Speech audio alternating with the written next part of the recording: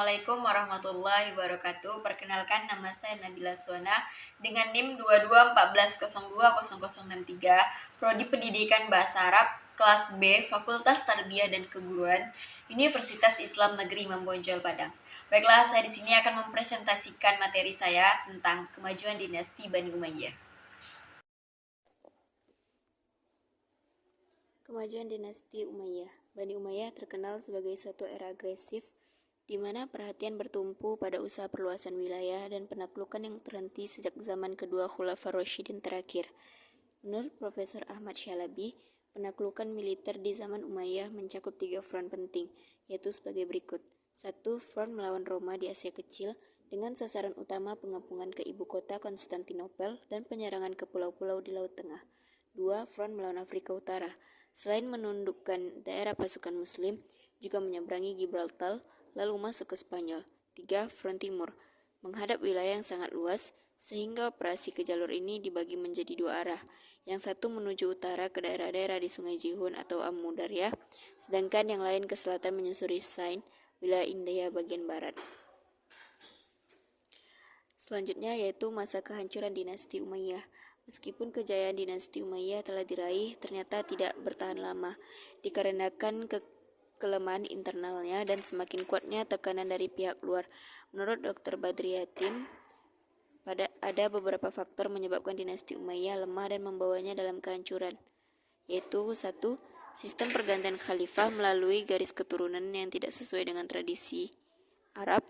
2. Latar belakang terbentuknya dinasti Umayyah tidak dapat dipisahkan dari berbagai konflik politik yang terjadi di masa Khalifah Ali.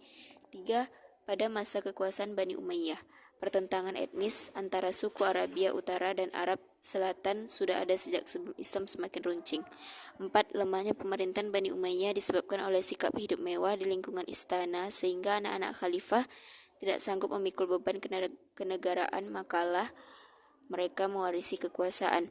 Yang kelima yaitu penyebab langsung runtuhnya kekuasaan dinasti Umayyah adalah munculnya kekuatan baru yang dipelopori oleh keturunan Al-Abbas bin Abbas Al-Muttalib.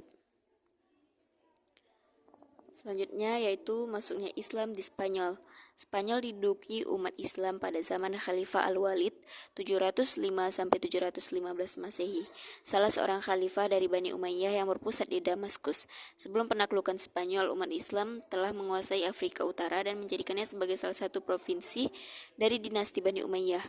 Penguasaan Afrika Utara itu terjadi di masa Abdul Malik 685-705 Masehi.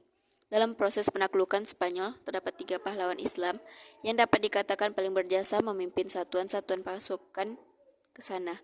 Mereka adalah Tarif Ibnu Malik, Tariq Ibnu Zaid, dan Musa Ibnu Nusair. Selanjutnya yaitu faktor-faktor yang menyebabkan Islam mudah masuk Spanyol, yaitu kemenangan-kemenangan yang dicapai umat Islam tampak mudah disebabkan oleh faktor eksternal dan internal. Faktor eksternal yaitu suatu kondisi yang terdapat di dalam negeri Spanyol itu sendiri. Contohnya kondisi politik yang buruk mengakibatkan sosial dan ekonominya semakin lemah. Faktor internalnya yaitu suatu kondisi yang terdapat dalam tubuh penguasa, beberapa tokoh pejuang, dan para prajurit Islam yang terlibat dalam wilayah Spanyol khususnya. Contoh sikap yang kompak, berani, dan percaya diri dari para pemimpin dan prajurit Islam.